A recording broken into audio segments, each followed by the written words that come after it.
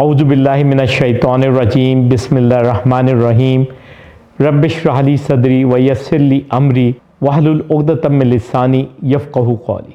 मुझसे मेरे पास जो मरीज़ आते हैं, मैं साइकियाट्रिस्ट हूँ, और मेरे पास जो मरीज़ आते हैं वो अक्सर एक सवाल ज़रूर करते हैं, और वो सवाल ये है कि एक डॉक्टर साहब, साइकियाट्रिस्ट में और साइकोलॉजिस्ट में क्या फ़र्क है।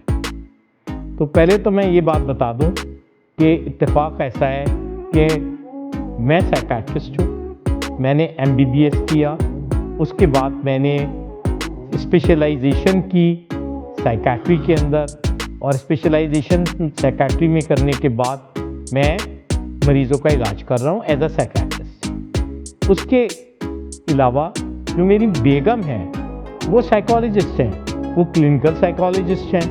उन्होंने मास्टर्स किया क्लिनिकल साइकोलॉजी में मास्टर्स किया, उसके बाद क्लिनिकल साइकोलॉजी में डिप्लोमा किया, पोस्ट मैजिस्ट्रेट डिप्लोमा, और उसके बाद उन्होंने PhD की। तो उन्होंने डॉक्टरी वाला रास्ता नहीं अपनाया, उन्होंने दूसरा वाला रास्ता अपनाया। तो इस तरह दोनों के रूट्स अलग हैं। मैं डॉक्टरी के ज़रिए साइकियाट्रिस्ट बना हूँ, और वो मास्टर्स के ज़रिए और डिप्लोमा इन क्लिनिकल साइकोलॉजी और PhD के ज़रिए क्लिनिकल साइकोलॉजिस्ट बन गया। तो अब इससे हमारे रोल भी मुख्तलिफ हो गए। अब कोई मरीज़ आएगा तो क्लिनिकल साइकोलॉजिस्ट, ज़ाहिरी बात है, ये नहीं देख सकती कि जिस्मानी तौर पे अलामात क्या क्या हैं। तो मुमकिन है वो कोई जिस्मानी बीमारी उससे रह जाए।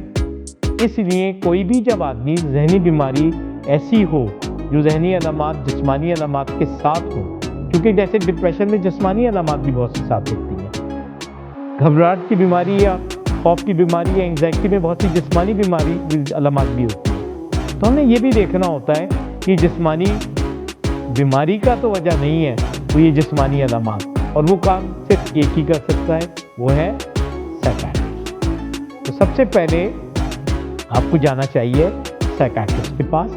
साइकियाट्रिस्ट आपकी हिस्ट्री लेगा, एग्जामिनेशन करेगा, उसके बाद टेस्ट लिखेगा अगर उसकी ज़रूरत होगी, और उसके बाद ये तशख़ीस करेगा कि आपको ज़हनी बीमारी है या जिस्मानी बीमारी। जब वो देख लेगा कि आपको ज़हनी बीमारी नहीं है, आपको कोई ड्रग्स की वजह से बीमारी नहीं है, तो फिर ये तय हो जाएगा कि ये ज़हनी बीमारी है।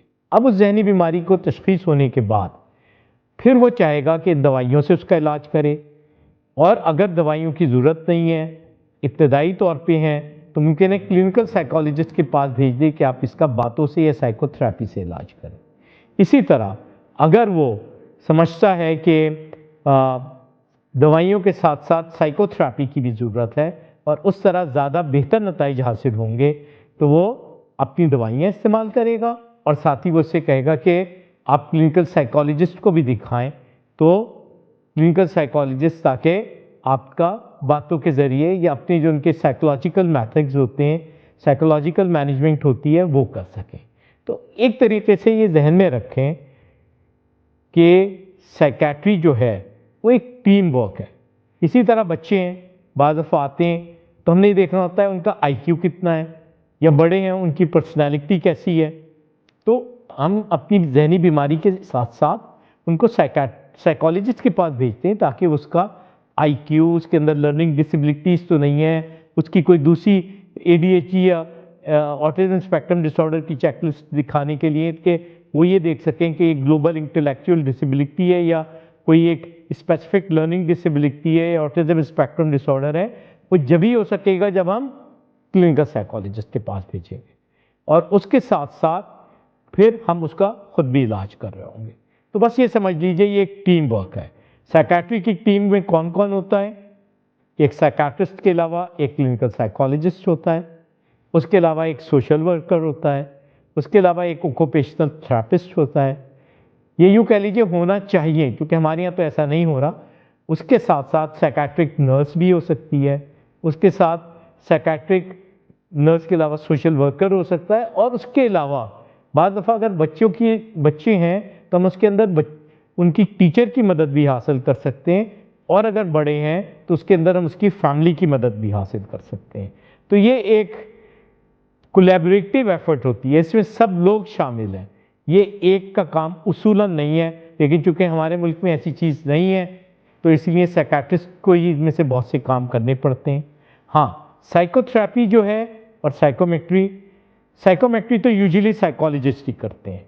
साइकोथेरेपी बाद दफ़ा साइकाट्रिस्ट भी करते हैं, लेकिन ज़्यादातर साइकोलॉजिस्ट करते हैं, क्योंकि साइकाट्रिस्ट के पास इतना टाइम नहीं होता मुसलसल साइकोथेरेपी के सेशंस लेते रहें।